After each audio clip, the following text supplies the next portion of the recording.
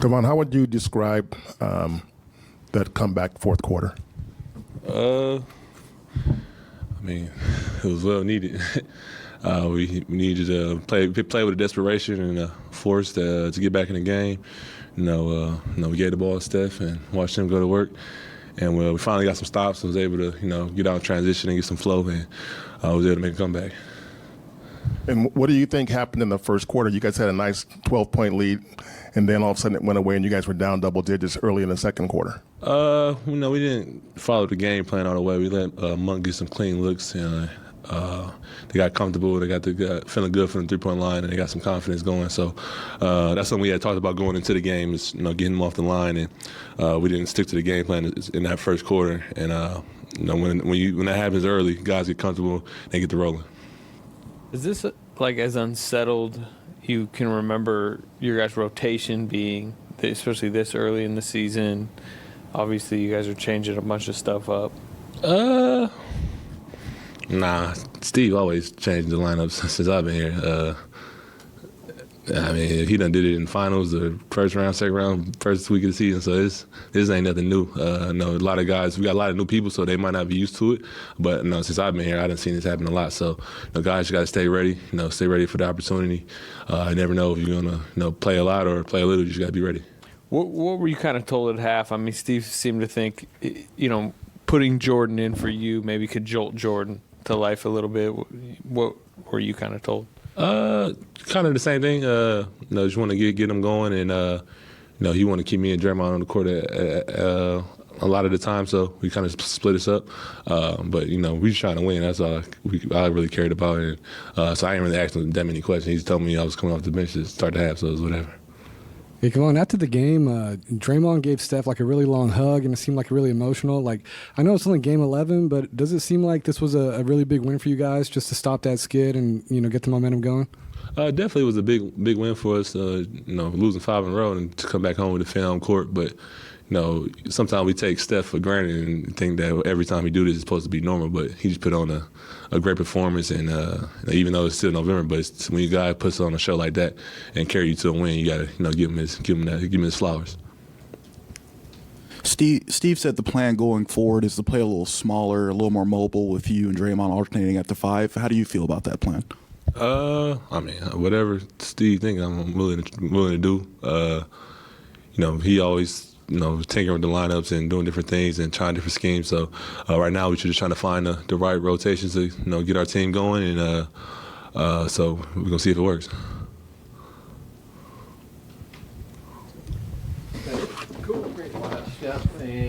The difference in the fourth for you and Steph, what was the mentality of just, the importance of ending this losing streak? Just find a way to win. That was it. We locked in. Most importantly, we got some stops. And it led to executing on the other end. Yeah.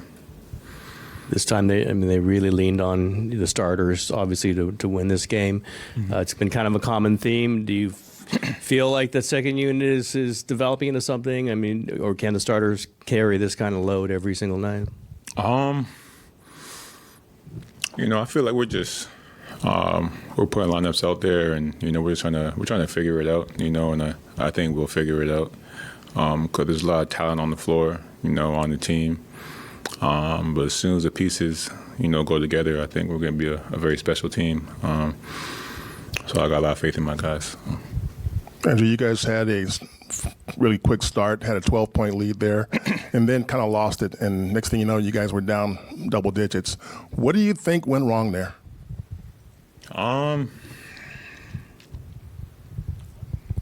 Fouling too much, putting them on the lines, and they get back and they can set their defense up. And just executing plays. As long as we get everyone involved, keep swinging the ball, everyone's in a good rhythm, I feel like we'll be all right.